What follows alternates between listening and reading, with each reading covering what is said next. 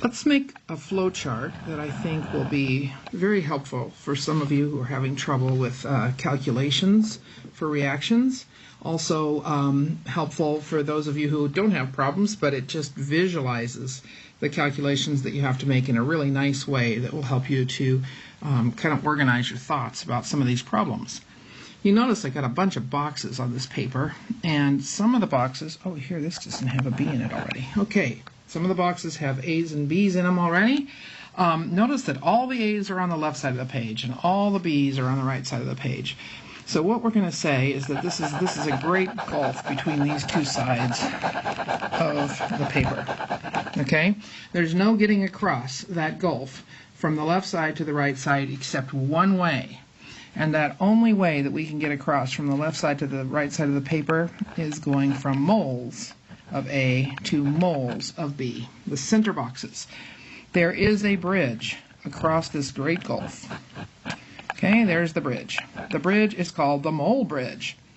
Okay, now, what are A and B? We better backtrack a little bit and say, what are A and B? I'm going to write up in the corners here. A is the substance that we're going to start with. So if your problem says we're going to start with 12 grams of hydrogen peroxide, well then hydrogen peroxide is A. B is going to be the substance that the question is asking about.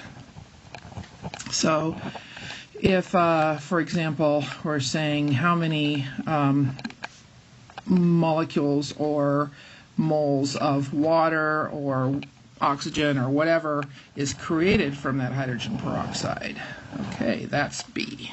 So we've defined our A and B. A is whatever you're starting with, whatever you know the amount of in your problem.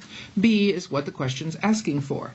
And these are chemical formulas always. So we're looking for sulfuric acid, water, hydrogen peroxide, oxygen, nitrogen, and then the other piece of this is in each box is going to be the units: grams, moles, milliliters, liters, whatever. Okay. So how do we get from mole of A to mole of B in the center across our big mole bridge here? The way we do that is, you may know the answer, we use the coefficients from the balanced equation. Okay, so coefficients from balanced equation. This is why we balance the equations. So we will know that if I have 6 moles of this, well then I'll get 12 moles of that. If I start with 2 moles of this, I might get half a mole of that. It depends on the coefficients. So this gives us a ratio of the moles of A to moles of B, and we use that as a conversion factor in our calculation. Usually, however, we can't start with moles of A.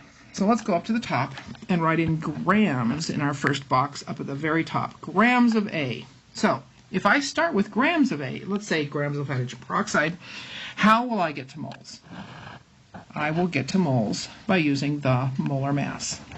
Molar mass is how we get there. Okay? So, do you see that we have 2 arrows now? We have from grams of A to moles of A, then moles of A to moles of B.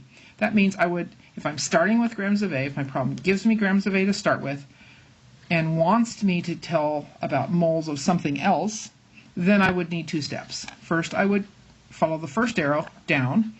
From grams of A to moles of A, I would use the molar mass to get there as my conversion factor. The second step, the second conversion factor, would use the coefficients from the balanced equation. Then, since it asked for moles, I would just stop there. You only use the steps you need to get most efficiently through this diagram. What if, instead of asking for moles of B, though, it asked for grams of B? Okay, so we're going back up to the top here. And, of course, molar mass can be used right side up or upside down in the conversion factor, depending on whether you're going from grams to moles or moles to grams. So this is our typical stoichiometry problem. We start with grams of hydrogen peroxide, change that in the first conversion factor. We convert that to moles of oxygen, say. Then we go from moles of hydrogen peroxide. Excuse me. Okay, back up. We go from grams of hydrogen peroxide to moles of hydrogen peroxide. That's the whole purpose of this diagram. I was thinking ahead as to what I was going to say next, and I said it wrong. Grams of A to moles of A. That means grams of hydrogen peroxide to moles of hydrogen peroxide. On the left side of the diagram, we don't ever change the substance. The only way we can change a substance is to go from moles to moles. Moles of one substance to moles of the other. The second step is that moles of hydrogen peroxide to moles of oxygen. Now, from moles of oxygen, we can go back up to grams of oxygen. Notice that with our big gulf here, okay, with our big gulf, okay, even though grams of A is straight across from grams of B, we cannot leap across the gulf. This is too big of a gulf. You can wave to somebody on the other bank, but you have to drive your car down to moles of A, drive across the bridge, and then drive back up to get to somebody on the other side of that gulf, because it's just too big to jump across. And unlike what TV will tell you, your car will not jump it either. Okay, so what else could we start with besides grams? Okay, we might start, and this isn't very usual except at the beginning of the course where we're still trying to figure out what a mole is. We might start with molecules, atoms, or ions of A. I mean individual pieces. How many pieces of A do we have? Individual pieces. Okay, we don't have a collection. We have just individual pieces. Avogadro's number will get us to and from that. And so, likewise, on the other side, we can be trying to find molecules of B, or atoms of B, or ions of B. It just depends on what B is. B might be a molecule, an atom, or an ion, so whatever, but all three of those are going to need Avogadro's number in order to convert to and from, because all these conversion factors could be used right side up or upside down.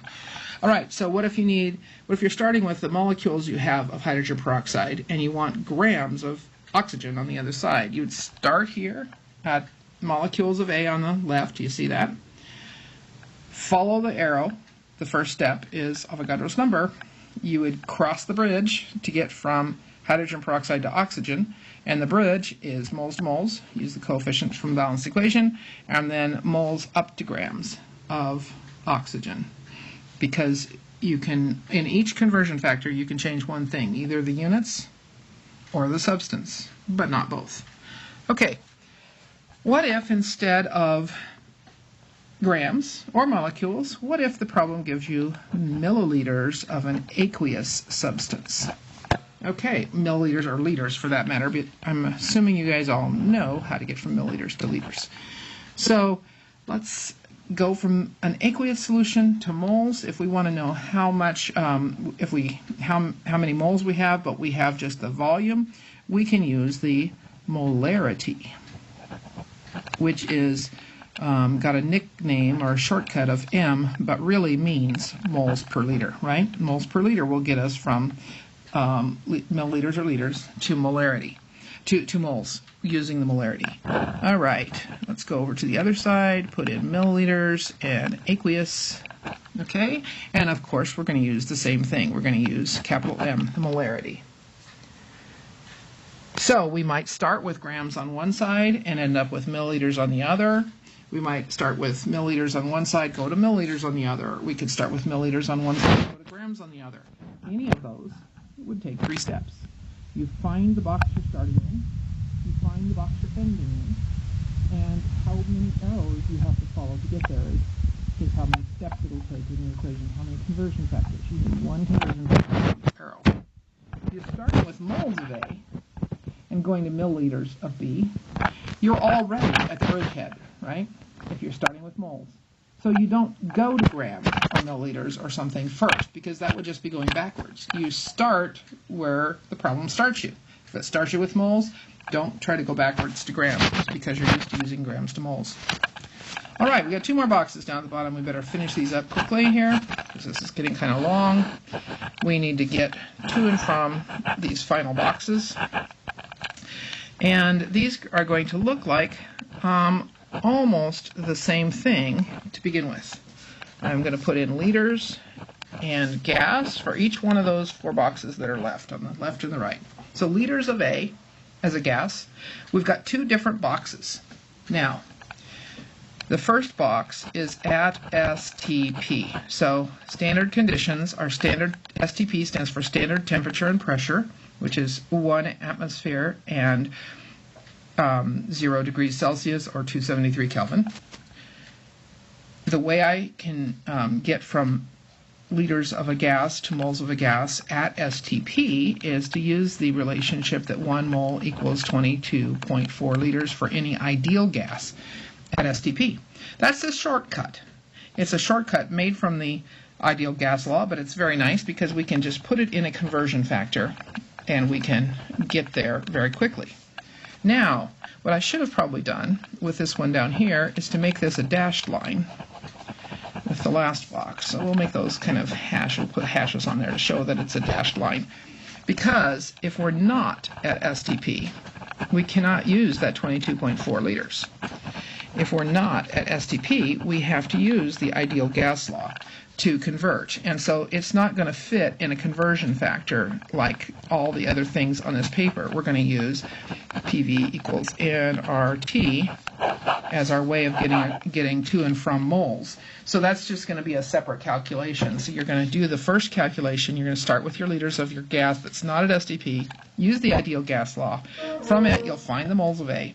Then you can start with your dimensional analysis in a separate calculation, starting with moles of A and going to whatever you need, maybe grams of B or milliliters of B or liters of B at STP or liters of B not at STP. But this flowchart will get you through from one side to the other, and you'll know exactly which steps to put in.